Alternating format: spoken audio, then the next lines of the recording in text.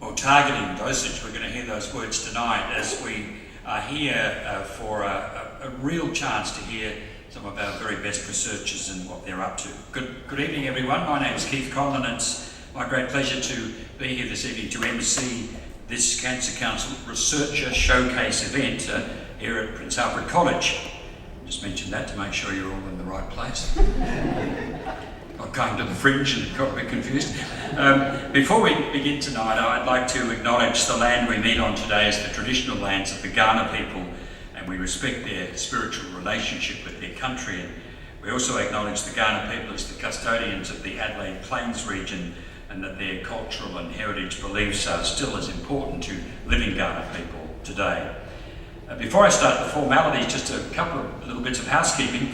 The toilets are located at the back of the room, just near the entrance to Anzac Hall, which is beyond. In the case of an emergency, in the unlikely case of that, then you'll see the exit signs at the rear as well, and please leave by left or right. And phones, of course, I trust they're already off or silent or left in the car, even better, but please make sure of that for us. And I'd like to acknowledge some special guests here tonight. It's lovely to have one of the Cancer Council of South Australia board members here with us, Jenny Richter. A special welcome to you. Cancer Council of SA's Chief Exec, Lincoln Size, is about to speak to you in a minute. And very importantly, it's a special welcome to all of you, because you're giving up your time here tonight, and you are the ones who do the fundraising. You are the ones who make the research we're going to hear about tonight possible. Here in South Australia, your generous support funds go to leading researchers in the country. Some of them are with us tonight. And they are all working under a Cancer Council Big Cancer project. They all have grants under that. That's the single biggest source of funding for research investment in the state, outside the Commonwealth Government. Now, your support also enables Cancer Council of South Australia to lead in-house behavioural research, which is working on things like cancer prevention and support and policy to inform the development of the cancer control programs that Cancer Council is very keen about and does so well. It's also about improving the services that you've supported for yourself and for loved ones. So tonight we are delighted to have 4 researchers who are funded through the Cancer Council's Big Cancer project, and as well one of Cancer Council's SA's in-house behavioural researchers. That's Jason, we'll meet him in a moment. They've all kindly given up their time to spend some time explaining what they're up to tonight. But first, to tell us a bit about the Cancer Council research investment in South Australia broadly, please welcome the Chief Executive of Cancer Council of South Australia, Lincoln Size.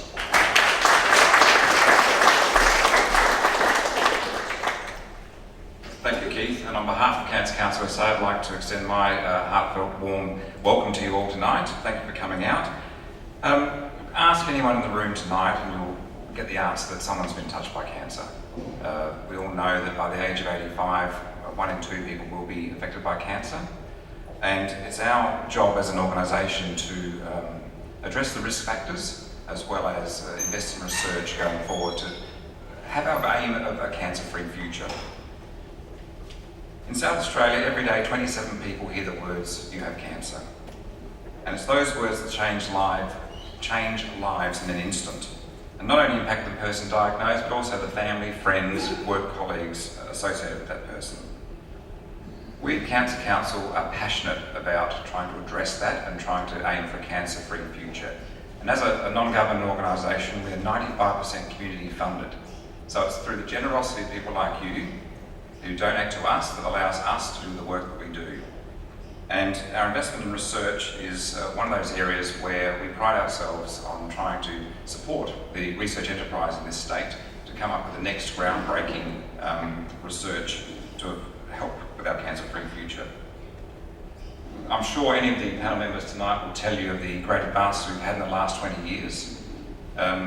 With the research, we know that today the 5-year survival rate of all cancers is 69%. And that's an increase on what it was in the 90s. So it's increased by about 20%. So all cancers, 69% survival rate.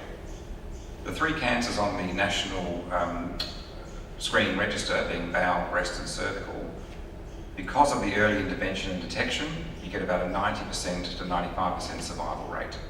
So there's differentials there. And a lot of the prevention messaging, a lot of the research dollars have gone in to support things like the National Registry to get that great survival rate. And your support has funded research, screening, prevention programs to ensure people that survive cancer. So today, cancer is not seen as a death sentence. It's a manageable and treatable disease.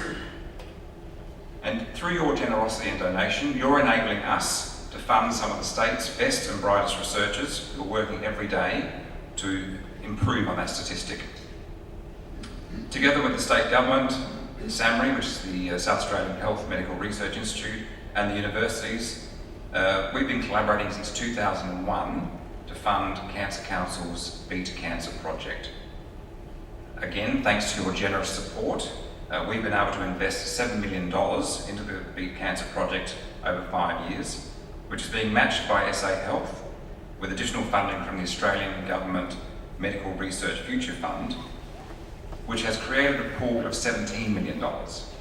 So in effect, the Beat Cancer project allows us to leverage and get an uplift. For every dollar that you give to us that we invest in research, we get around about a 3 to 4 uplift as a result.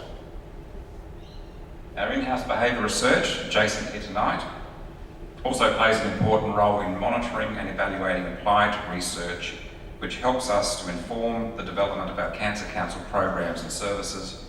Programs such as the SunSmart program, which is all around UV education for primary and secondary school children, our Quitline and our Aboriginal and Torres Strait Islander programs. Again, on behalf of our researchers, I'd like to extend a heartfelt thank you to each and every one of you for your generous support. It's only through the generous support of South Australians like you that we're able to fund the researchers with their ongoing work. I hope tonight gives you some insight in terms of the important work that's being funded through Cancer Council's Beat Cancer project, and also into the impact that your generosity has to affect and support all those people affected by cancer. So enjoy the evening, and I'll hand you back to Keith. Thank you.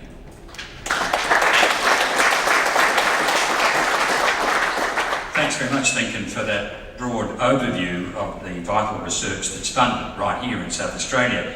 Well, now to our panel. They're usually working away in the lab, researching. Tonight, they're our headline acts, so here they come. I'll introduce them to you one at a time, and mercifully, they've actually sat in the order that I've got them written down. That's going to be really handy for me, I can tell you. So let me introduce Associate Professor Andrew Rowland from Flinders University. Welcome, Andrew. Andrew is, as all of them are, a Cancer Council Big Cancer is on that project, but he's on a mid-career research fellowship, and he's currently researching a novel strategy to realise the benefits of precision dosing for high-cost anti-cancer drugs. There's a whole bundle in there, isn't there? And then Professor Lisa Butler joins us from SAMRI in the University of Adelaide. She works at SAMRI. She's a Cancer Project Principal Cancer Research Fellow, and her current project is called From Bedside to Bench to Bedside, Improving Prognosis and Treatment of Prostate Cancer. And next, some of you from last year will remember Associate Professor Philip Gregory from UniSA. He's a Cancer Council Big Cancer Project Principal Cancer Research Fellow. His current research is on the discovery of optimal targets to better diagnose and treat metastatic cancer. And then Dr. Stephanie Reuter-Lang is a Cancer Council Big Cancer Project Mid-Career Research Fellow. She's actually just about to start it, aren't you? Any time now, Stephanie begins on that particular project. And her project will be optimising cancer therapy through the development of evidence-based dose individualisation strategies, getting the dosage right for each individual patient. And finally, the in-house man, as we mentioned earlier, Dr. Jason Blunt from Cancer Council's Behavioural Research Team, and with his colleagues, Jason, he conducts research into cancer prevention in South Australia, cancer support and policy, and informs a lot of what's going on with the programs that Cancer Council runs today. So please welcome the team.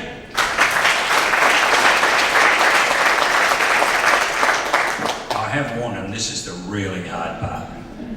This is, frankly, this is not fair. Because they are great researchers and they're really good projects, and they've got 2 minutes to describe theirs. 2 minutes to try. We're going to give it a try anyway, so let's start down this end. Andrew Rowland from Flinders, tell us more about precision dosing. So thank you first, Keith and Lincoln and the team for inviting me to talk about my research tonight. So one of the messages that Ryan, who was in that video earlier, came across with is this concept of time. And yeah, it's the first thing people think about when they get diagnosed with cancer. How long do I have? But there's a lot of ways that time is integrated into a cancer diagnosis.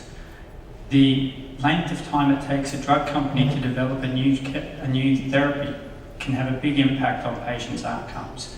So making that more efficient is a key element to what we do. The time that a clinician spends talking to a patient and making the most of that is a big element of improving the way that someone's cancer is managed. So developing tools to help clinicians to better explain what's happening and to make better informed decisions and allow the patient to be involved in those decisions is a big part of what we do. Giving the best dose to maximise the benefit of a drug, but at the same time minimise the toxic effects of the drug, is another key element to what we do.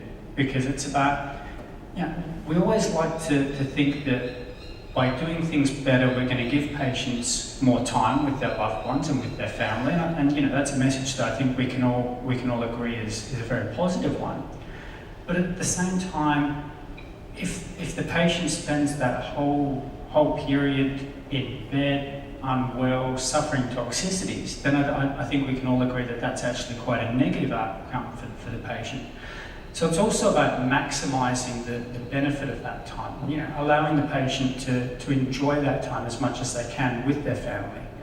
For me, it's a very personal experience. My mum was diagnosed with cancer May 2012. She passed away 12 months later in May 2013 on my wife's 30th birthday, 1 week before my child was born. And her only option at the time was, your old chemotherapies. She didn't have access to the new targeted therapies.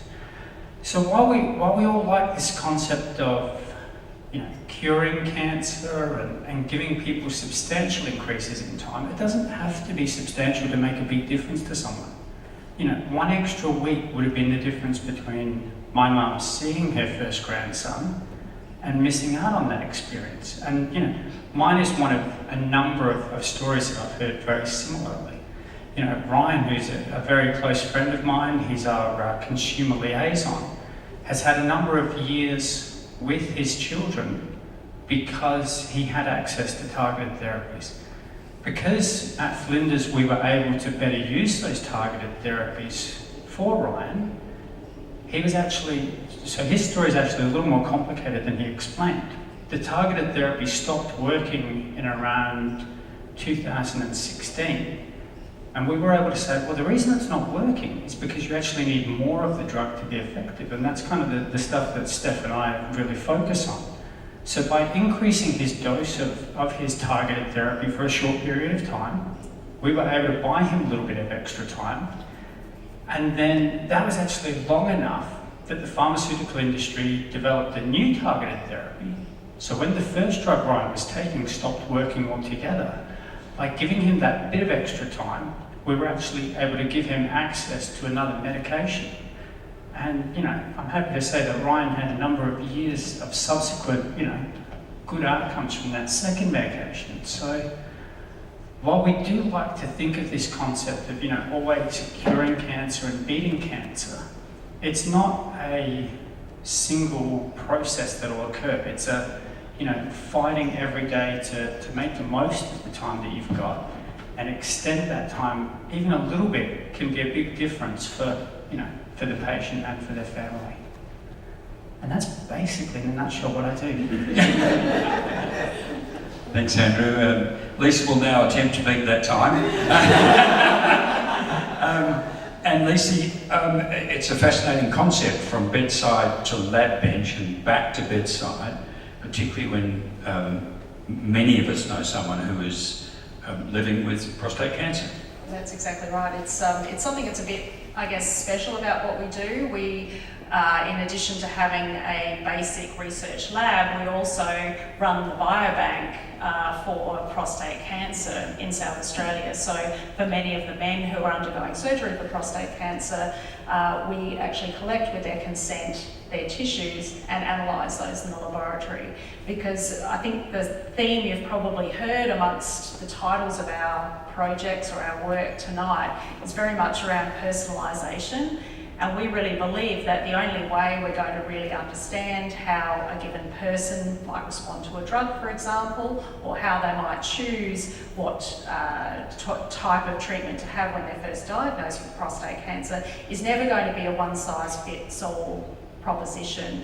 And the only way that we're going to really get insight into that is looking at individual prostate tumours. So we have thousands now in our biobank at SAMRI, and that's supported through our project, and it's an integral part of our research. So that's really where that bedside to bench, and then translating that now, our knowledge back into clinical trials, so getting back into the patients again, is something that's we really enjoy in our research, and work very closely with clinicians and nurses and so forth that are involved in that clinical journey of the patients as well as the scientists. Thanks, Lisa. Now, Philip, it is a continuum, isn't it? Because you're working with metastatic cancer, but you're trying to target it the best way you can and then do something about it.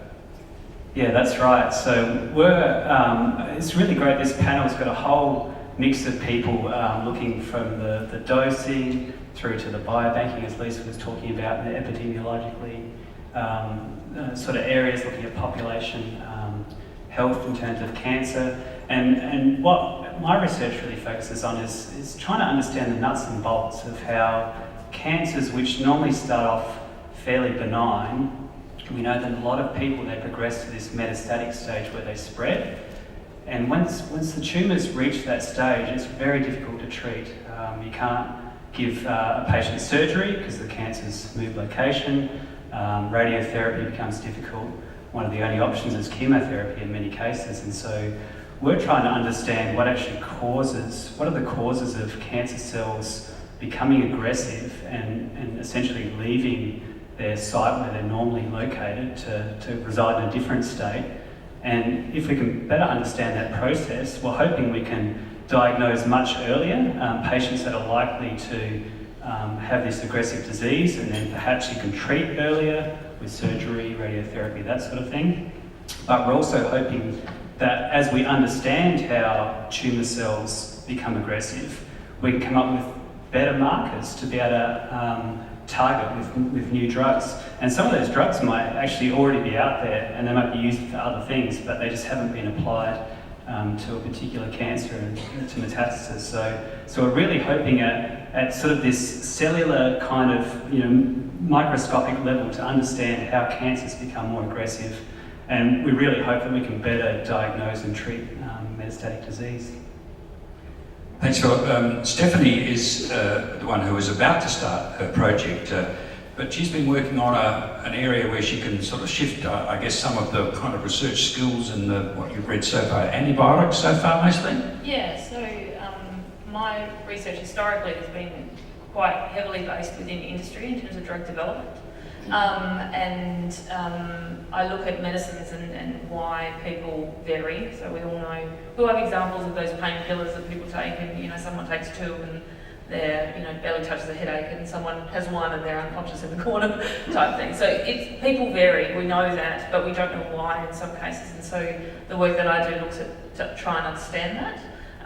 As I said, it has a good foundation within drug development, and there is some examples of how it's been applied in other therapeutic areas, in particular antibiotics and anti-infectives. And so my fellowship will look at how we can translate that within an oncology space, and how we actually translate that to the clinic. So it's more about the application and how we can tailor treatments and dosing regimens so we can get best outcomes for patients. Because, you know, it's one of the few therapeutic areas where, you know, overdosing obviously is toxicity, and that's in many therapeutic areas, but underdosing can be just as problematic and harmful. So it's trying to understand that. I should say Stephanie is at Uni SA and continues to work in that sort of pharmacology area, and so this is a new project that she's just about to take up. And finally, Jason is the in-house behavioural science man. This is the first time I've had a chance to hear about it, and perhaps for most of you too. So Jason, far away. Thank you. I guess my work's a little bit different from the rest of the panel in that I don't necessarily have one major project. We do have major projects that come up, but a lot of our work in the behavioural research unit tends to be around supporting the programs and services that we offer through Cancer Council SA, and whether that be evaluating different screening programs, looking at our education programs and whether they're providing the best evidence and best practice based on what our educators are feeding back from communities, and also translating research that comes from people like on the panel here, and whether they're taking that out into the communities. And also the population health side of things, in whether our screening messages are being reflected by different communities, and whether messages like slip, stop, slap are still relevant and still effective in engaging kids and adults to undertake the appropriate precautions. Well, that's an amazing array of things to think about and to ask questions about, and we want to make it interactive. So if you have questions, please hang on to them right now, because we will give you a chance to ask members of the team. But we're going to start off by giving them a chance to answer a question or two put up by the researchers themselves. And a couple of them have responded with a question, so we can blame Stephanie for the first one. Let's learn the answers. No, it's true, you don't get to ask this one. So let's just hand this down the field, and you might all have a quick go, or we might just see how we fare with. Stephanie asked, what challenges have you faced when conducting your research, your field of cancer? Andrew?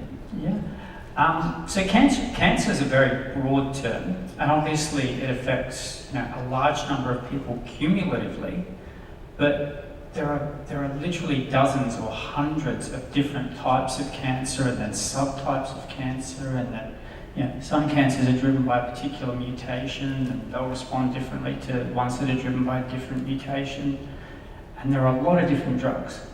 So trying to do research that's impactful, trying to do research where you can generate enough evidence to change practice is one of the major challenges that we've faced in our research. And a lot of the time, traditional approaches, you know, things that would work for antihypertensive drugs, everyone takes the same antihypertensive drugs. So you can get a lot of evidence very quickly.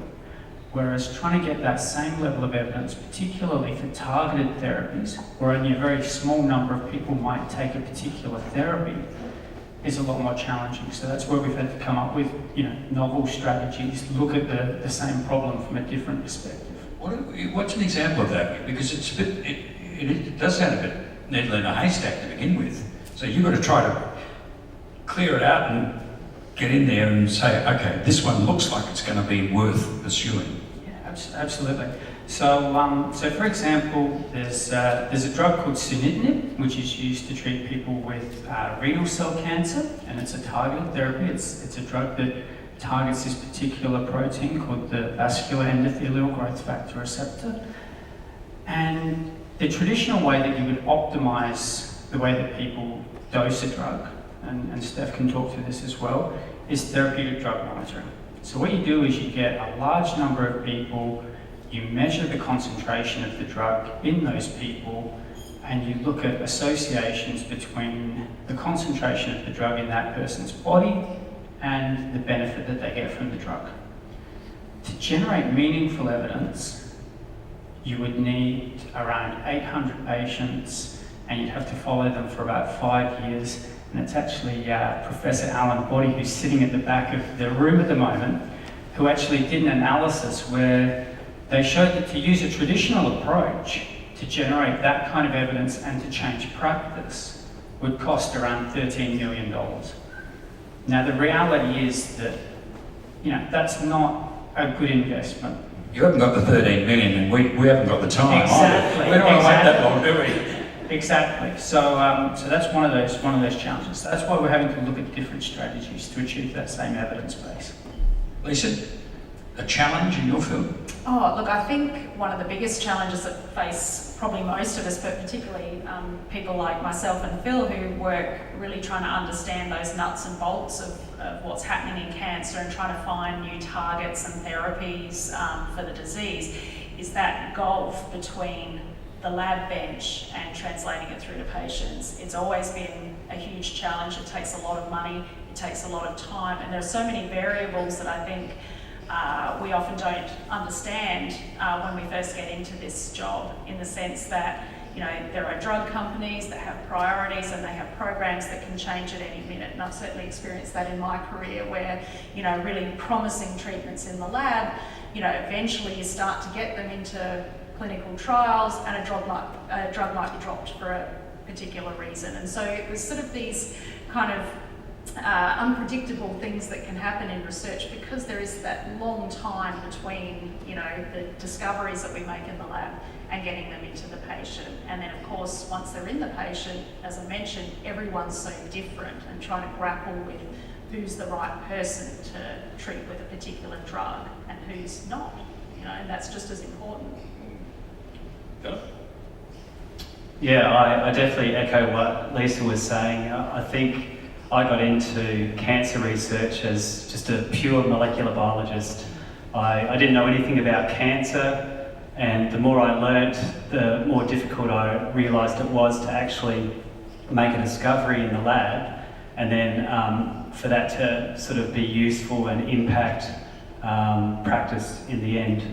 And so I think it's very important for us as basic researchers, I guess we call ourselves, to collaborate with people that are translating the work and are involved with either drug companies, clinicians that are part of trials, and to really kind of maximise our chances of bridging that gulf between basic discovery and translation. And I think the other thing I was going to mention was the technology is always changing. It's always improving. There's always new things on the horizon, and part of me as a basic scientist, I want to use the latest technologies and try and make discoveries that we haven't been able to make previously with these technologies, and finding, well, these technologies are kind of expensive to use, and expensive to buy machines, expensive to actually use, and so it's kind of leveraging off other people that have the machines, building up networks and being able to sort of maximise those to be able to do research to the full potential. One of the things I think that came out of last year's showcase was the really encouraging nature of talking to each other, of sharing resources, machines, ideas, the sort of collegiate approach to it all. We'll get Jason into this challenge idea though, because he has to deal. It's bad enough dealing with drugs and molecules and machines. He has to deal with people. And they're great. But what are we thinking? Working with groups of diverse people, anything from general community in terms of prevention and screening to patients that come through with diagnosis, working with their families, and then hospital staff, cancer care nurses, following through into the survivorship period.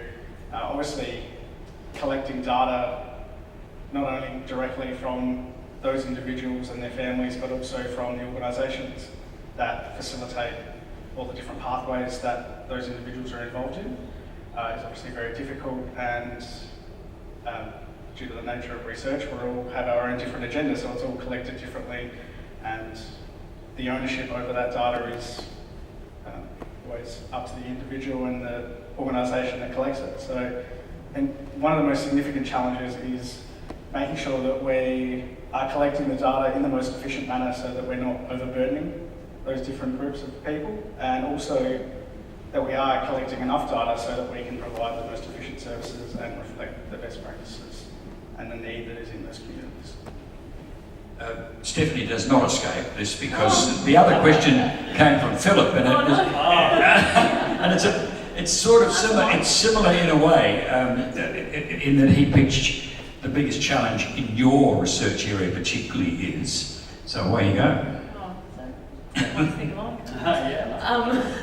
I think I'll probably maybe echo what Andrew said around the fact that, we group cancer or even types of cancer as one thing, and they're not. We're dealing with, many different, diseases with different characteristics, so that makes it really complicated in terms of drug selection. But then it's further compounded by the fact that patients are so dynamic over their treatment course.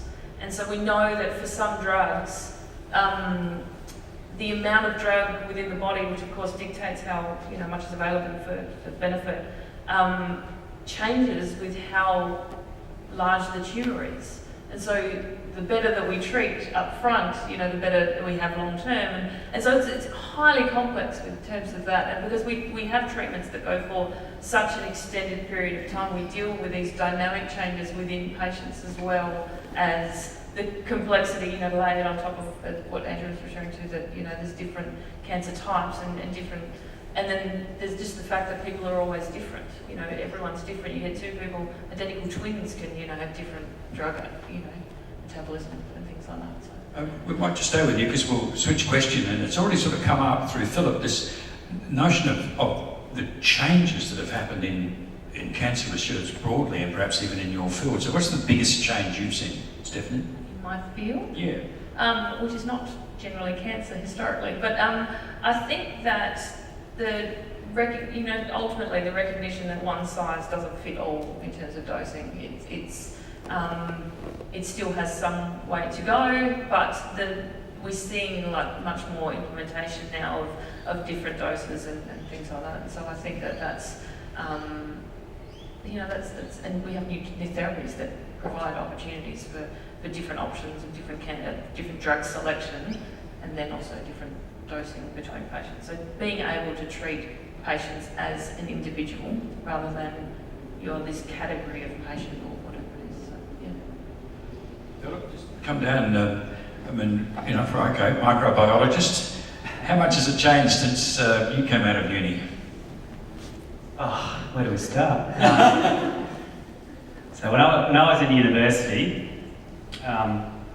the human genome hadn't been sequenced yet. Maybe I'm showing my age. I'm not that old, but this was back in the late 90s, early 2000s. And so in my uni days, we were sequencing bits of the genome for the first time. No one had seen these before, and I remember doing these old experiments where you'd sort of expose X-ray films, and you'd be able to look at these bands and be able to see where bases of DNA were, and you were cloning bits of DNA for the first time. So this was university days. Now it's just amazing. You can give a blood sample or another swab from your cheek, and you can get your whole genome sequenced, in a relatively short period of time, under a week. Prices are coming down all the time, several thousands of dollars. The first genome was several millions of dollars to do.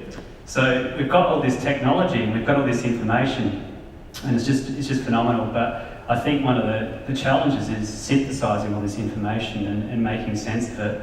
And cancer research has really become an area where there's a lot of, we call it bioinformatics or computational power needed to be able to understand how the genetics changes in people. And we've got people that do that sort of work as well. I might just, Andrew, Lisa, do you want to add to that? I think it's interesting, just on what Phil said, was, when the genome was first sequenced, so many people thought, oh, we won't need to do research anymore, it's all solved. And people were saying that quite openly, but really, I think we've all realised it was just the start, and still so much we don't know, even though we can sequence the genome and everything now. I think the most exciting thing at the moment is the advances in technology and the bioinformatics that Phil and Lisa have been speaking about. To give you an example, up until 10 years ago, if you were to look at 500 people with a particular cancer, then that was considered a large study. These days, with the internet and with advances in databases and the sort of stuff that's being done at Cancer Council, Cancer Link in America now collate data from all of the patients that are treated across multiple centres, generate databases of hundreds of thousands of patients and patient experiences, and at the same time, technology companies who are developing new pieces of equipment. I'm not that old, but when I started, we got this fancy new piece of equipment, and it could measure 1 picomole of material. That's like 1/1 billionth of a piece of material in your body. These days, we've got equipment which Tash has been out and seen at Flinders, which has been supported through the Big Cancer Project partially, where we can now measure 100,000 times more sensitively than that. So things that we knew were in the blood 40 years ago, but we didn't have the fidelity and the capacity to actually look at what was in those things that were in the blood. We can now do that relatively easily, and instead of having to take a chunk of someone's liver to understand what's happening in their liver, we can take a blood sample.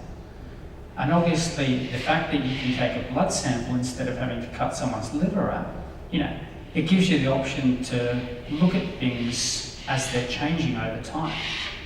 And so, these advances in technology and advances in data management and that sort of thing are really, they're changing the landscape of research. It's becoming a point where it's like YouTube. You can start watching YouTube today, and there'd be more stuff put on YouTube by the end of the day than, and that's kind of the battle that we're facing as researchers. There's more data generated than you can keep up with. Actually, that is a huge issue, isn't it, for you to actually stay abreast of what your fellow researchers are doing, maybe even interstate, let alone outside of the world. How do you do it, Lisa?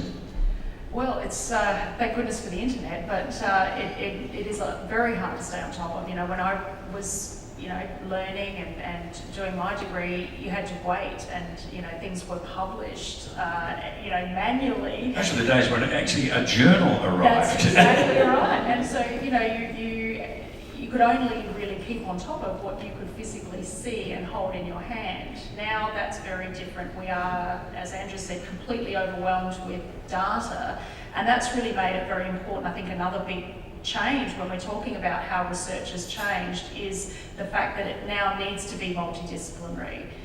In the same way that we get our teenage children to sort out apps on our phone for us, it's the same way that we as bench researchers, you have to know your strengths. If our strength is research, we can't necessarily expect to be top-level data scientists as well. We can't expect to all, be able to do the same things to the same level. And that's where multidisciplinary research becomes really, really important. And so there are specialist data scientists who then come into the cancer field to help make sense of, just this enormous amount of not only research results, but also the sequencing data, for example. When people are sequenced or when tumours are sequenced, for example, that data is made publicly available, which means that researchers all around the world can access it and look for interesting mutations or new findings that the original people may not have thought of. Boggling, isn't it? That your data bank is now international. Yes. You talked about our local data bank, which is important, but there's a massive international bank as well. Let's flip it on completely now to sort of what we do with our lives and ask our cancer researchers about risk factors and what we're learning about risk factors. So who wants to pick that one up? Someone will be chosen if they don't. I'll jump on it early. This is good, right, in the sense that you're trying to presumably keep up with research and then try to explain to us what we should or should not do. Absolutely, and we find out sort of year on year new things that are carcinogens, and we should be using in our households, in our toiletries, and all the other different places that they like to pop up in. But it's also about reinforcing messages that we have known for years, like diet, exercise, optimal weight, using sunscreen, UV protection, that still are relevant and we're still not meeting those targets as effectively as we could be. So I think in terms of prevention behaviours, they're certainly still relevant, and it's about sort of juggling the new and developing space of what we start to learn is a risk, and also reinforcing those practices as well. Given this might be completely up the creek here, but given that our sort of lay understanding is of many cancers is that they're sort of rogue cells, something's gone awry. What are you learning about that side of the business that might influence our side, which is the risk factor side? What to do more of, what to do less of? You know, have a go? Yeah, sure. Absolutely. I think the biggest thing with risk factors is, you know, and it's like you said, a lot of them, we know what they are. We know that smoking is a risk factor. We know that alcohol is a risk factor. We know that too much sun exposure is a risk factor. But I still like to go for a run on a Saturday to blow off some steam, and you know, it'll be a sunny day. I'll put on some sunscreen, but somehow I still get burned. You know, and I think it's about, you know, managing risk factors. I think, in all fairness, if we were to try to live a life where we completely negated all the risk factors, it would be a pretty boring life. In all honesty, we wouldn't really enjoy it. So it's about, you know, that balance of, you know, accepting, well, certain things are risk factors. You know, my mum smoked for 40 years and got lung cancer. That was, you know, probably foreseeable. Ryan never smoked a cigarette in his life and still got lung cancer. So, you know, things are risk factors, but I don't think we can, you know, drive too much of our life based on, you know, live a sensible, you know, well-balanced life, I think, is the best thing that you can really do.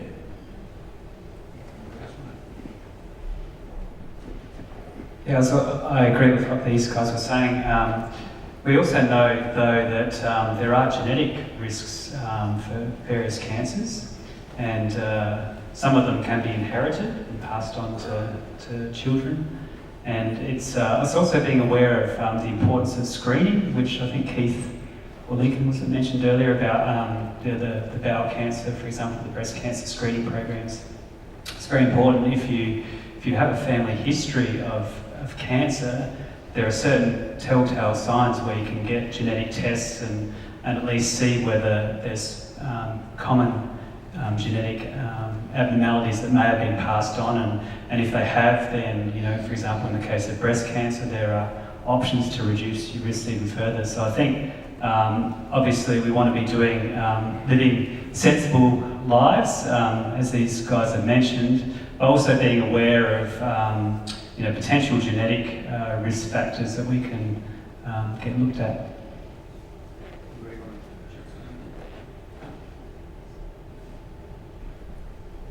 I'll switch it a bit to the notion of,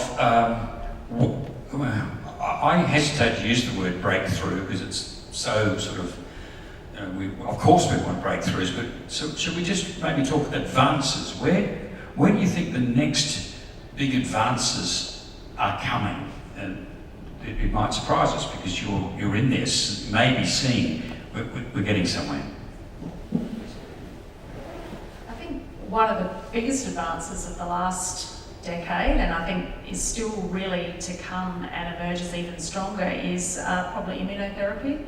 So for melanoma, for example, you know, there really weren't many treatment options once you had advanced melanoma. It was very difficult to treat, refractory to a lot of different treatments, and yet immunotherapy has really changed the face of that disease now, something that was really unexpected. And in fact, the Nobel Prize for medicine this year went to two researchers that worked in immunotherapy. And so I think, you know, while that's been amazing in melanoma, it hasn't necessarily worked quite as well in other cancers, and there are probably reasons for that, and if we can understand those reasons through research, hopefully immunotherapy might be able to be applied better to some even more cancers. So I think that's where there'll be even more advances in the next few years, is trying to maximise the benefits of your own immune system in fighting cancer. Can you explain just how does the melanoma thing works? Yeah, well, it tends to be types of cancers that have a lot of DNA damage or a lot of changes in their cells, and so that makes them much more susceptible to be recognised by your immune system. And so that was something that was discovered, and immunotherapy's been known about for a very long time, but it hasn't necessarily been applied to the right cancers that were going to respond the best. And so, so there's lots of research going on now, trying to think of ways that can make the cancer cells more easily recognised by the immune system, because that's probably the biggest hold-up in that area at the moment to maximise its benefit. So you're saying that the cancer cells have managed to disguise themselves from our own immune systems? Yeah, absolutely. Steph, you seem to be Oh. nodding like. I'm by no means an expert, but yeah, it's I think that this possibility of, our immune system is so sophisticated and we don't really understand it particularly well, but the ability to be able to use that as a therapy, and to be able to take this this amazing thing that we have and target it exactly where we need it is, I think, a huge opportunity in the future. So just some specific questions quickly before we get to it. How are we going for time? We're good, excellent. I'll get the word. Andrew, the funding from Cancer Council, what has that done, particularly in your projects? Yeah. I guess the biggest impact that the funding from Cancer Council's had in my research has been the capacity to translate, the capacity to engage everyone who's involved in decision making and bring them to the table together. To change anything in medicine requires, you have to engage clinicians, because unless the clinician believes in it, it's not going to happen. You have to make the people who are making regulatory decisions believe in your research and believe in the work, and you have to engage industry. So you can come up with what you reckon is, we're getting somewhere with our precision dosing. Absolutely. Still got a long way to go. Exactly. You can, as an academic researcher, you can say this is going to be fantastic, but unless you can convince clinicians, regulators, and the pharmaceutical industry to engage, and that's been the real benefit of my Cancer Council fellowship, that ability to go over to the US, talk to the Food and Drug Administration, talk to people who are making decisions in the large pharmaceutical companies, and engage them in the sort of stuff that we're doing, and get their buy-in. Through the Big Cancer Foundation and the work that I'm doing, we've leveraged additional research support from the pharmaceutical industry that they just wouldn't have provided if we didn't have that foundational stuff that we've done. It's a fascinating idea, isn't it?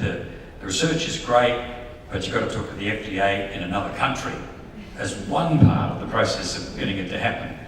The FDA is a pretty hefty body too, presumably just getting in the door is a miracle. Yeah. Lisa, something similar, but maybe towards prostate cancer, the kind of challenges that you see in that particular direction in the near future. Yep. So I think prostate cancer in particular has really changed clinically in the last 10 years, and so that in turn has changed the type of research we do. So many of you are probably aware that until we had a blood test for prostate cancer, people tended to present to their doctor with disease that had already spread throughout the body, and so main therapies were palliative. Now we have a blood test for prostate cancer. It's very sensitive, so it's very good at detecting prostate cancer. Unfortunately, what we don't really have a good handle on at the moment is, predicting the behaviour of that cancer. So we don't... Is this the dreaded PSA test? Exactly, the PSA test. Then the next question is... What do you do once you have a diagnosis of prostate cancer? Because what we do know is that prostate cancer is really what we call overtreated, in the sense that most men we know probably didn't need to have their prostate out because the prostate cancer in most cases is very non-aggressive, and it probably would have sat there for many years and not caused problems. But for some men, it's absolutely critical that they're treated because they have a very lethal form of the disease that's very aggressive and that would take over and impact their life. The problem is at the moment we can't distinguish between those people. And so everyone tends to I guess, or for a long time, we're treated more conservatively because there is that risk that their cancer could become very aggressive and life-threatening. These days, clinical management has really changed a lot, and so now I think there's that realisation that we're potentially treating far more men than are needed to save a smaller number. And so what more and more men these days are opting for, and the clinicians are really supporting, is for men with very low risk cancers, that their cancers don't have very aggressive features, they're opting not necessarily to have radical treatment up front, but to have something that we call active surveillance. And so that's kind of a way of watching very carefully and monitoring the cancer and sort of seeing what happens. And so more and more men now are opting for this option. They look very carefully, they monitor it with the PSA test, and they can often have biopsies or MRIs or other scans that sort of tell them whether the cancer is sort of making any signs of progressing, at which point they can then potentially opt for surgery or radiation, for example. So that's a huge change from what it used to be, only 5 to 10 years ago. And it's been a change in mindset for everybody, I think. But I think what we all really would like is that at the time that prostate cancer is diagnosed, we have an additional test or information, so whether that be from another blood test or from looking at the biopsies that are taken out of the prostate. Is there a marker in there that says, for this particular person, that cancer is not likely to spread and it's probably safe to watch and wait? Whereas there might be other ones that say, it looks okay at the moment, but it has markers that say it's likely to become very aggressive, and that may then, influence what treatment is given. So that's really what, not only my research, but worldwide, that's a major priority for the field, is really adapting our research to a problem that didn't used to exist, actually, and that has huge, implications for men's quality of life.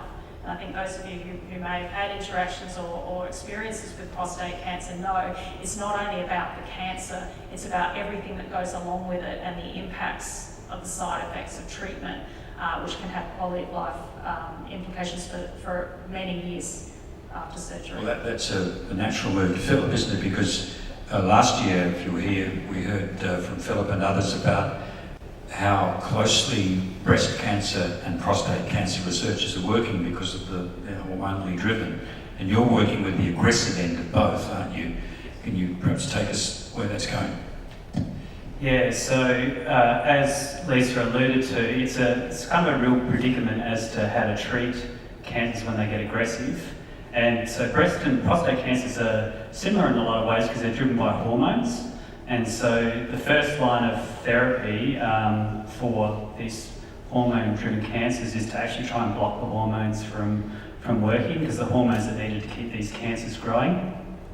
But as the cancers progress and become more aggressive, they actually become resistant to these hormones, and so they're no longer effective, and so you start to sort of run out of treatment options. And there's newer generations of these hormone therapies which are meant to be, when you become resistant to one, you can use the next one. But even those, in the end, when the disease becomes very aggressive, they don't end up working in the end. So we desperately need better treatments for when these breast and prostate cancers become very aggressive. And I think that's where the funding from the Cancer Council comes in really handy, instrumental actually for me, in being able to really look at cancer cells in their aggressive state and try and work out, what makes them different, why are they no longer responsive to hormone therapies, what might they be responsive to, and can we use this information to come up with better treatments? Have you got any sort of glimmers there? What might these aggressive cancers that have escaped the prostate or the breast and somewhere else? Yeah, so it's quite interesting. A lot of the solid cancers, the way that they become aggressive and spread involves some similar mechanisms, and it involves the actual cancer cells changing their properties. And these cancer cells, when they change their properties, they're able to become resistant to therapies, but also they can more easily invade into surrounding tissues and into the blood. And so a lot of those, the proteins that change in those cancer cells are very similar. And so I guess as a field, we're trying to get a handle on which one of these particular changes might be important to be able to use as a method to target and stop that process happening. And so there's a number of proteins, there's a number of trials that are happening, across the world, looking at ways to block this ability of these cancer cells to become more invasive and aggressive. Thanks. So, Stephanie, when you get into your project, you're going to be bringing this idea of really specifying the treatment and the dose and so on. Can you take us a bit further into that? Sure. So I think, so Andrew mentioned before this concept of therapeutic drug monitoring. So it's around actually measuring the drug levels within the patient and tailoring a dose accordingly. So saying that your level is half of what we know works, and so we'll give you twice the dose so you can get there. By the way, is this got to do with the way we take the drug in and absorb it and so on, or is there a lot more involved? That can contribute to why people have different levels. So you give two people the same dose and they might have very, very different levels, partly because of, if it's orally administered, how it's absorbed, or there's if you have it with food, or just the fact that people are different, but then there's also, how well your kidneys work or how well your liver works and things like that. So there's a lot of factors that can contribute, and it depends on the drug. So what I have to do is look at the opportunities in terms of therapeutic drug monitoring in cancer, but it's not quite as simple. We use therapeutic drug monitoring a fair bit, particularly in antibiotics, but even though there are parallels between the two therapeutic areas, they're actually very different. Antibiotics tend to be used, these are antibiotics that we're using within hospital, they're administered intravenously, very acute care, whereas for oncology we're talking about more long-term treatment. Patients are not necessarily treated within a major teaching university within a capital city, and so it's looking at how do we do that the best we can, but also understanding that the clinical context is very different, and there are patients who are already within remote settings, and how do we do that, and so looking at different opportunities in terms of how to implement that. So patients, no matter where they are, or if they have access to, complex, an analysis type sort of equipment, still have that opportunity to have ideal care. Andrew, you were nodding away about that because, of course, it comes back to dosage with you too. Yeah, no, exactly what Steph was saying. This whole idea about, I guess, how you get the evidence for that. We say that there's, a target that we're aiming for, but it's about doing all that background research that's talking about now to actually decide what that target is. Yeah, and one of the things that you sort of opened up for me is that some medication we've done it for years. Take 2 of these for 3 weeks and that sort of stuff. But with cancer treatments, they can be quite long dosages over a long period, but they can't all be in a highly controlled environment like a hospital ward. Yeah, exactly. And there's two main types of, I guess, the main area that Steph and I work in, there's two main types of variability that we're looking at. We're looking at, how does my ability to clear a drug differ from your ability to clear a drug, or from anyone in the audience? And they're all going to be different. And we call that between subject variability. But then for things like cancer medicines, where you're taking them for 6-12 months, the person doesn't stay the same either. A lot of people with cancer, they might suffer from a bunch of other diseases, so they start taking a new drug. That drug will change the way that the cancer medicine works as well. So that's this concept of within subject variability. And the longer you're taking a drug for, the more chance that, that individual's ability to clear the drug is going to change. So the dose that individual might have started with 6 months ago, 6 months later might be completely inappropriate for them. So it's about accounting for, both these different types of variability. Not simple, is it? But it is fantastic that there are people working on it here in South Australia. Jason, you get to go too. In this behavioural science field, perhaps you can give us an example of something you're working on right now. Sure. One of the big projects I'm working on this year is the Australian Secondary School Alcohol and Drug Survey. That entails us going out to around 56 schools across South Australia and surveying adolescents from years 7 to 12 about their alcohol and drug use, as well as other preventative behaviours like Sun Smart behaviours, their nutrition, their physical activity, and also their engagement with different alcohol and drug items in the media, things like e-cigarettes in the media and advertising that they may or may not have picked up on, and really just looking at and reporting that back to different stakeholders and looking at how we can best target interventions towards what actually reflects what is affecting adolescents in our community and also nationally, so comparing what South Australian adolescents look like compared to Victoria and New South Wales and Queensland. Sorry, I'm just asking a follow-up question. How do you manage the diversity of that, or are you trying to keep it fairly homogeneous, the schools that you're looking at, or are you intentionally sort of looking at very different areas, rural, for example, versus city, versus certain areas socioeconomically? Sure. So we do have a stratified sample, so we get reporting from not the ABS, the education version of the ABS. You basically tell us all the kids who are enrolled and what they look like, and then we take a sample of students from different schools, so the Catholic, the government and the independent schools, and then we balance out the rural, regional and metropolitan kids as well. And obviously because we're recruiting schools during a school year, we may or may not be able to get a balance that reflects that, so then obviously play around and manipulate the data in the nice neat ways that we do to reflect what it looks like. And then we will be able to look at the differences between rural teenagers and metropolitan teenagers and see if there are differences there. Do surprises pop up for you? Interesting ones, definitely. Yeah, particularly around sort of the newer things like e-cigarettes. There weren't e-cigarettes when I was a teenager, so it's interesting to look at what media they are being exposed to and how that's being impacted, and will be interesting looking at the differences between states, given that South Australia has more restrictive advertising laws compared to other states. So, yeah, really intrigued to see what that looks like from a teenager's perspective.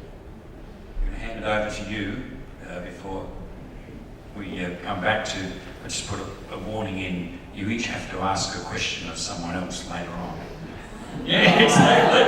Oh yes, and really tough questions now. But we'd love to have your questions. We've got plenty of time. Yes, there's one here and one here. And three there. There's three in a row, so we'll start at the back. Thanks, Alice. Yeah, hi. Just if you know, what effect, because in the last century, whatever, we've put a lot more pollution in the atmosphere and the environment. There's all sorts of different sorts of pollution, ranging from air pollution to radiation pollution, all sorts of things.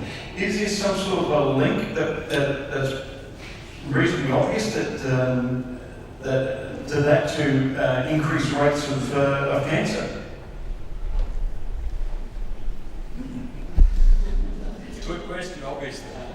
I think that's, in order to really understand these things, we have to be able to control things quite closely.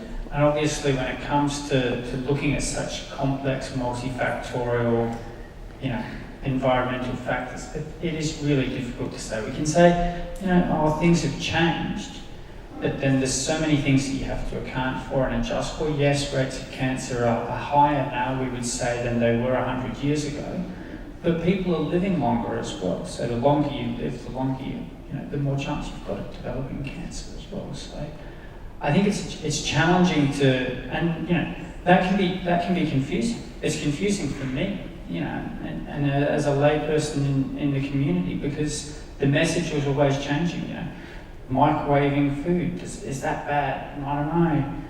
Power lines, mobile phones. We always get so many confounding messages that it can be hard to stay on top of that. I just want to tackle that. Thanks, Phil. Yeah, it is a great question, and sort of in some ways it makes obvious sense. Where the more pollution and the more we're sort of doing things that are likely to impact our bodies, that kind of you'd think you'd get high rates of cancer from that, and that may well be the case. But I think my answer is actually the same as Andrew's. It's very difficult to prove that you need to do these studies like controlled sort of trials to be able to assess that, and it's very difficult to be able to conclude that for sure. So we learned something where a different part of the world does things differently, has higher rates of pollution or deals with things differently. Do we tend to see some correlation with cancers? Yeah, well, you do. I think certainly the Western lifestyle is not very good for cancer in general, and that may be the way we're eating, maybe the fact that we're generally more obese than other cultures as well. So those factors definitely play into it. There's a lot of genetic factors depending on the cancer. Some ethnicities fare worse for cancers. So yeah, it's a tricky one to be able to define for sure. But we know that there are various risk factors, and they come into play depending on what cancer you're talking about. I'll just be quick because I know you want to get to more questions, but I totally agree. There are a lot of environmental factors that potentially could be really important, and I think some of those that we haven't maybe discussed are more around hormones, and so compounds called endocrine disruptors, for example, are now much more prevalent in our society and in our environment than they ever used to be. So plasticizers, for example, often can block or mimic, depending on which ones they are, the actions of hormones in our body. And in fact, hormones is one area where our community and our society has changed enormously since the Second World War, for example. So, even in one generation, the average age at which women were having children has changed dramatically. The prevalence of oral contraceptives, other hormonal types of treatments. This has been a very, very big change in a very short period of time, and we're still really trying to measure the impacts of those changes. And some of those we know there are impacts in terms of diseases like breast cancer, for example. So we have some numbers around that, but there are certain things that are not necessarily going to change easily because we have different customs now, we have different lifestyles now than perhaps we did 50 years ago, the differences in exercise and so forth. So that's just one area that, perhaps wasn't what you were talking about originally, but is definitely an environmental, an external impact on, our cancer risk and our outcomes. Thanks for the question. Now there were 2 or 3 more at least. You've lined them up. Have you asked? Phil touched on it briefly. You talked about different groups, ethnic groups, and I'm interested in that too because we do have a multicultural society in South Australia. So I'd be interested to know whether certain types of cancers happen in more in one cultural group than another. We all hear about the Mediterranean diet, and so perhaps people that eat that diet don't have as many bowel cancers. So how do you deal with that? If at all? Well, there are certain cancers, I can speak mainly from prostate cancer, where there is actually a very clear, it's probably one of the biggest risk factors in prostate cancer is ethnicity. in fact. It's probably, there aren't actually very many risk factors for prostate cancer, surprisingly enough, other than age, which you can't do anything about. But for example, people of Asian ethnicity have significantly lower risk of developing prostate cancer compared with Caucasians, and the highest risk of both developing prostate cancer and of very aggressive prostate cancer is in African Americans. So they have approximately 3 times the risk of dying of prostate cancer compared with Caucasians, and that's been very clearly demonstrated.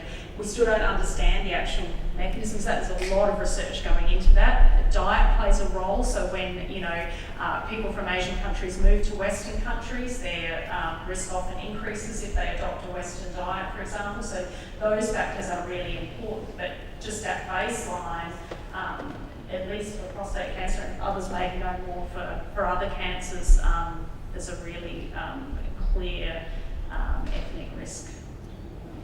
I'm going to interject with my question for Lisa now then. I was aware of that as well, the ethnicity in prostate cancer. I was just wondering, has there been any studies where people have looked to see, control studies where they've looked at really diet and other environmental factors in relation to ethnicity? So, for example, looked at, maybe you've already alluded to it anyway, but whether, say, for example, Asians living in Western countries, whether they fare any better or worse than Asians living in an Asian country? Yeah, so generally, and again, it depends on the study, but in general, there's a reasonable consensus that moving to Western countries has a detrimental effect on your cancer outcomes, unfortunately, and so that does suggest diet. But, again, sometimes these are, correlations are not necessarily causation, and so that's the thing to be careful about with things that you read in the media as well, is that there can be really, really strong correlations with things sometimes, and sometimes with a particular type of food, for example, that seems to be protective or the opposite. But then when it's actually tested in a trial, it's not necessarily that food, it was something that went along with eating that type of food, for example. So diet is really, really important. There's also a huge study actually going on now in Africa because of that link with African American men having a particularly high risk of dying of prostate cancer. They're now doing huge studies on Africans in Africa, where obviously the diet situation is very, very different, and often it's actually more of situations of starvation, almost situations. Those men still have higher risks of prostate cancer, so there is a genetic link to it, but that risk increases further when they move to Western countries, so African American populations, for example. So so it's really interesting, but it's just trying to then put your finger on what is it about that? Is it purely just the diet, or is it something else involved in that move to a Western society and everything that goes along with that? You're no longer being so active anymore. There's lots of differences, obviously, between living in Africa and living in America. Yeah, I mean, you might be not walking 10 k's to school and back when you're a kid, or to work and back. Something totally not, and it hasn't been entered into the study. That's right. Like some of the other people in the audience, I do ride for a reason, and as an athlete, we not only as cancer research and cancer treatment change with time, but also how we view athletics. And so, for example, in the last decade, interval training's come into place, and we know that interval training is different for old guys like me versus young athletes. And so, I'm just wondering, you folks are talking about doses and optimizing doses, but to what extent can we work with the human body to get the more out of it? So, for example, exercise, diet, psychology, in addition to the doses, because pharmaceutical companies aren't going to make any money out of us changing our diet or getting onto an exercise plan. We might actually get better outcomes if we combine some of these pharmaceuticals with other therapies. Yeah, look, it's a tough one to answer with evidence, but all the evidence points to a healthier diet. Microbiome is a big thing that's coming out these days. So a diet that improves the health of the bacteria and the microbiota in your gut, has a big impact. Exercise. I mean, Ryan's a fantastic example. If when he walked into the room and I first met him, I was blown away when he told me that he was a stage 4 cancer patient, because the guy is just so fit, so healthy looking.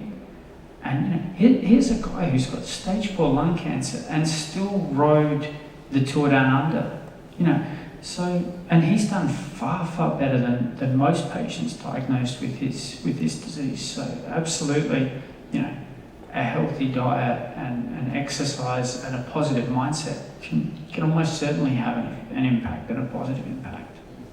And I think, as you said, around dosing, it's really important, because I think feeling better through exercise and other means can often help people tolerate their treatment better, which means that their compliance is better and they can have better outcomes due to that as well. And in fact, there was just a study, or a number of studies actually released in prostate cancer, that exercise in particular has now been proven to have a survival benefit. And, I think if the kind of survival benefits that you saw from exercise that's been trialled now properly, not just sort of anecdotally or, how much you think you do, actually tested in labs and given programs, if that was a drug, it would be all over the New York Times. And I think a lot of the things that, we hear about through organisations such as the Cancer Council, if they were drugs, they'd be incredible, just in terms of the reducing alcohol intake,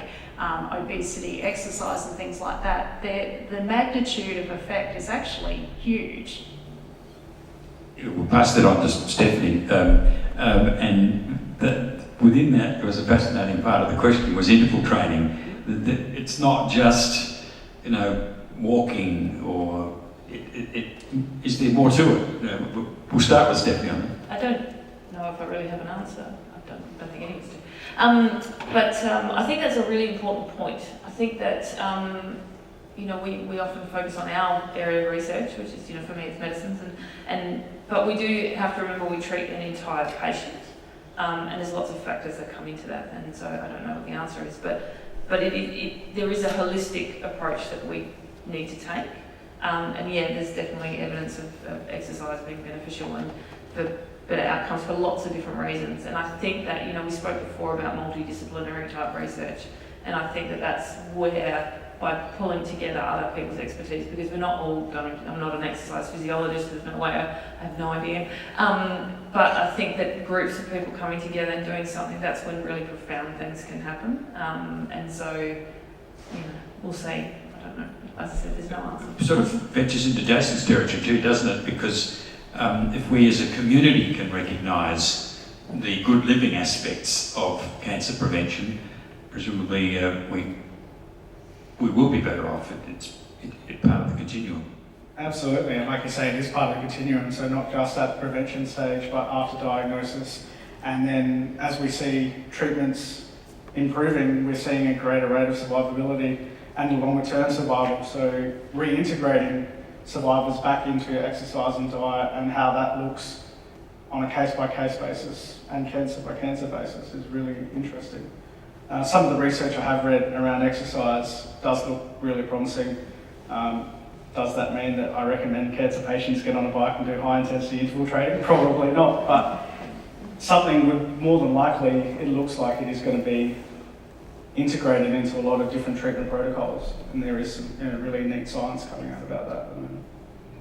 So they're not all going to ride up Mount Lofty with you, Lincoln. Some of them can come on the flat with me. Any more questions? I'm sure there were, yes. Thank you. My question is regarding the collaboration you have with other researchers, whether it be in Texas or UK, somewhere like that. Can you comment about this process or this interaction you have, and as you see what you do as compared to somebody else on the other side of the world working on that particular area, how you can see it contributing to the good of what you're doing and what you're seeking to achieve? Yeah, great question. I'll give you a bit of a personal story. So we do actively collaborate with people on the other side of the world. And back when I was starting out my cancer research, I went to a conference. It was in New York, and I went there by myself, and I went there to learn, but also to present some of our findings. And I met another guy there who was from Texas, which is why I thought I'd grab the microphone actually. And he also was there. He didn't know anyone else either. He was about same age as me, sort of getting started. And so we sat down with each other to dinner, and we were just talking about research. I was doing breast cancer, he was in lung cancer. And we discovered that we sort of had some mutual interests about the way we were viewing things, both looking at metastasis. And so I gave my talk, and then he came up afterwards and says, I've got to look at this like in lung cancer and see whether the same thing is important. Can you help me? So I said, sure, yeah. So I ended up sending him a bunch of reagents over there, and we were corresponding back and forth, and yeah, sure enough, he found the same thing that we were discovering in breast cancer was also important in lung cancer. And that was the start of quite a long collaboration over many years, and we were able to use each other's expertise and bounce things off each other to really move those two areas forward. So I mean, I was so thankful for that opportunity to go, for me, I stepped out of my comfort zone in that case and met someone. I thought he looked a bit lonely at the time, and and I was a bit lonely probably. But and it worked out really well. And those sorts of interactions are just really important for research. And I was going to bring it up earlier actually, but for us, going to conferences is really important to stay on top of what is actually happening, because usually what you read in the literature, in journals and the internet, that sort of thing, is actually probably a year or two behind what's actually going on now, because people work on things and then they finally publish them. So it's really important for us to keep connecting with what's happening around the world at conferences, and we go to learn and network. I agree. I think we all have probably many collaborations with internationally and nationally, and I think that conferences are such a beneficial way. You sort of think, I'll go and listen to this one presentation that's very much related to what I do or whatever it is, but you'll find that it's the other streams that are the ones that you sit there and think, that's a great idea, about pulling that together with what I do. I think as researchers, we read a lot of papers sometimes, or procrastinate about reading papers. But we often read them in things that are very much directly related to our exact thought at that moment. And I think the benefit of going to conferences is that you sit and you let your mind go to whatever. I've certainly had some great linkages with people at conferences that, come about in this haphazard sort of way. And you can't manufacture that. It's just about being there and having an idea. And some of them don't succeed, of course, but I think that aspect is research. Part of research, and I think it's,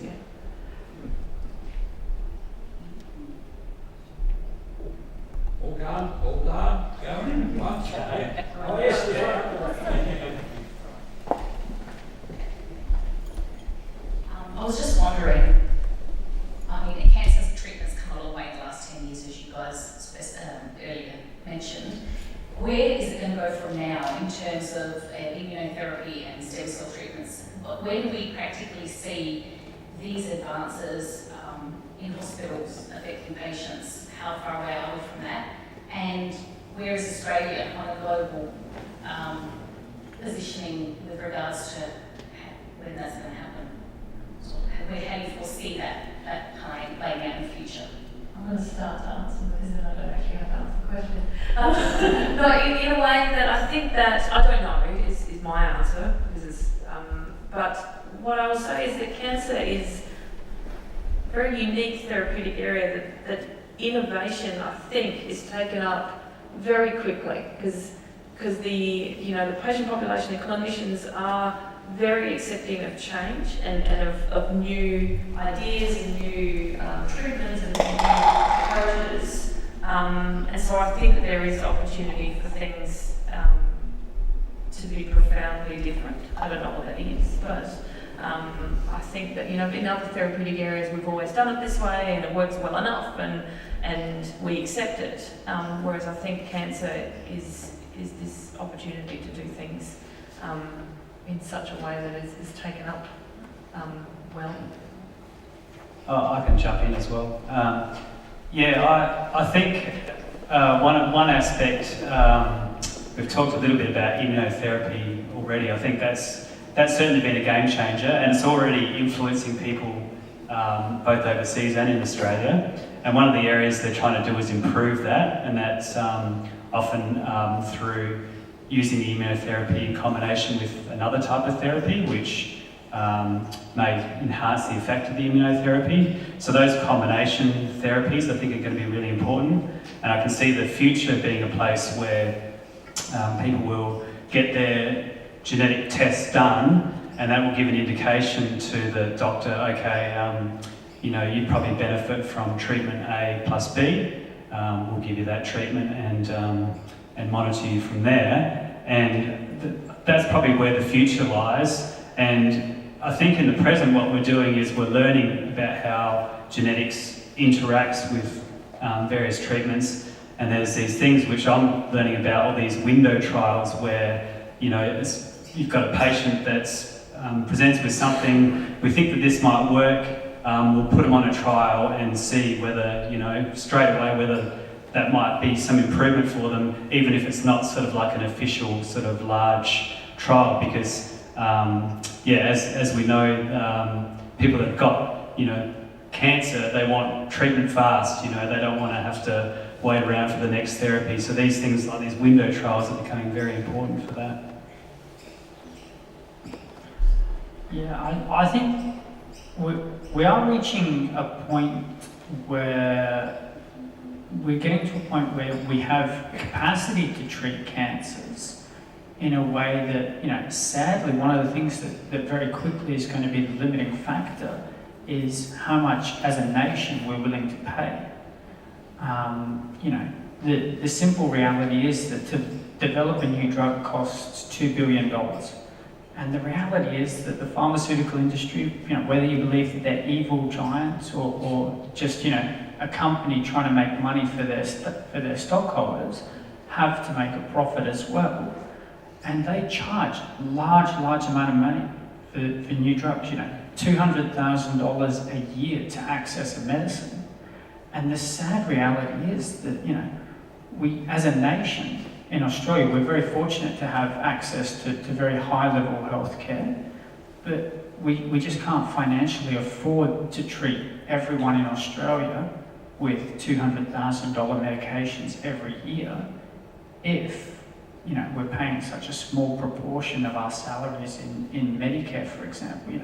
I think we'd all love to think that we can have access to the absolute best medicines in the world, but I think most people in this room would say, yes, I want access to the best medicines in the world, but then if you were to say, well, to do that, you're going to have to pay an extra 3% in tax to Medicare, I think the reality is that a lot of us would go, oh, well, hang on a second, maybe I'm not going to get cancer if I don't want to take the risk that I'm going to have to lose 3% of my salary every year if I'm not going to need one of these high-cost medicines.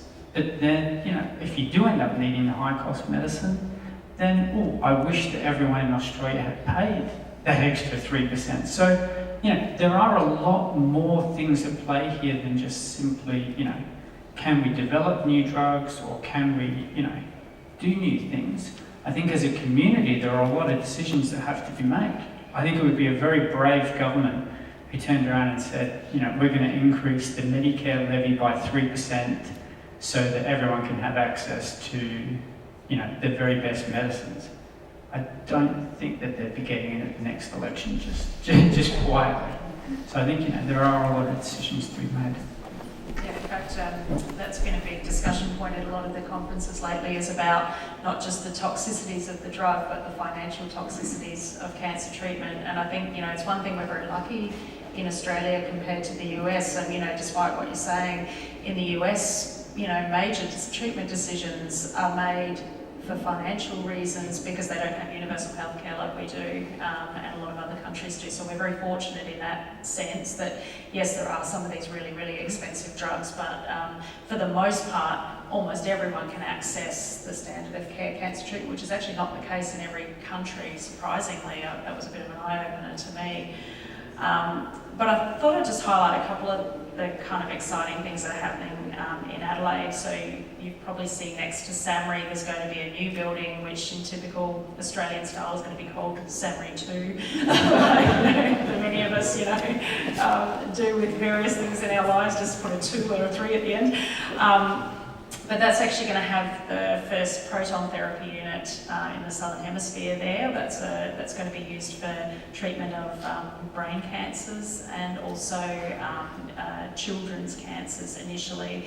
Eventually it can be applied to other cancers as well, but it's a very high precision radiation beam treatment. So that's something that is coming here, and also sort of a version of immunotherapy called CAR T-cell therapy. You might have seen that in the paper recently because, again, there was a big investment from the local and federal governments around that as well. So being able to use immune cells to fight cancer, and that's something that is actually going to be a reality here within the next 5 years, that patients are going to be treated with that. So as much as we sometimes think, and I think quite rightly, we're not going to be able to do everything as well as overseas institutions, there are certain things that lend itself very well to places like Australia, where lead the world in melanoma research, because it affects so many people here, more than a lot of different countries. As Phil said, window studies are actually something that can be done here because we have a relatively small population. We do have standardised healthcare systems that actually let those sort of little boutique trials work, and we can try things. That's something we're doing currently. That in bigger, very difficult sort of countries where there's just a lot of of logistics and huge sort of paperworks and things like that to get through. Those sort of trials don't really happen. So yes, you can't compete on everything, but where you've got some unique strengths and things like that, I think Australians generally are pretty good at trying to capitalise on those and do something really well, because then we've got something to offer the rest of the world as well as benefiting from their research as well. So. On the trials aspect, Australia is actually quite an attractive place to do particularly early sort of trials. Just the way that our ethics sort of system is set up, and a regulatory system, in the US it can take years to get a study approved, whereas here, so there are a lot of trials that happen here. I sit on the ethics committee and we see many oncology trials, but across all therapeutic areas as well. But yeah, Australia certainly is an attractive place to do that sort of work. Yeah, that's an optic note on which to round off our evening. I'm sure you've enjoyed coming tonight. We thank you for coming, but of course it's been marvellous to hear about what the Cancer Council's Big Cancer Project funds have been able to do on the ground here in Adelaide, thanks to our wonderful researchers. Please thank the team tonight.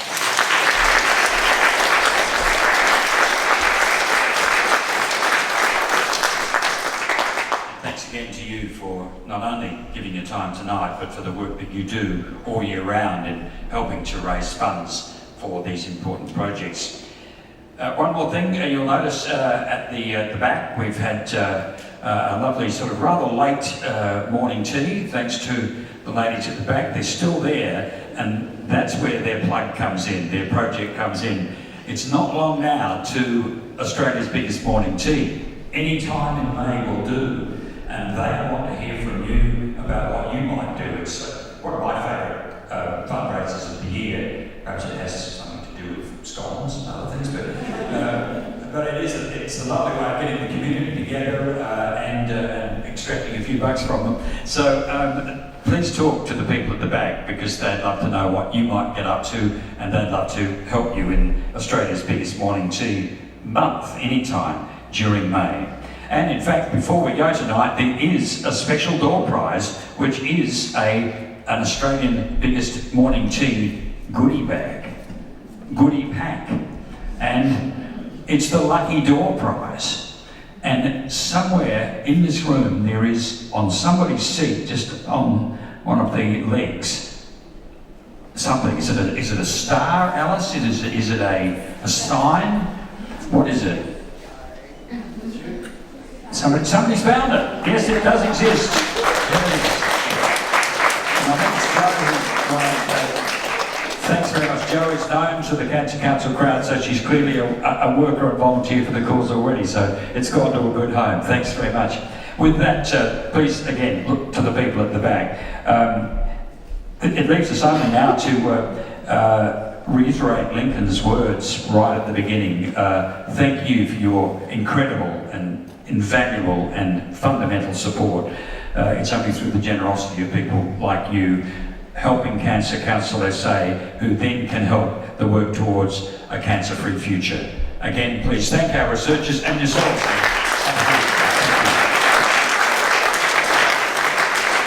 We conclude with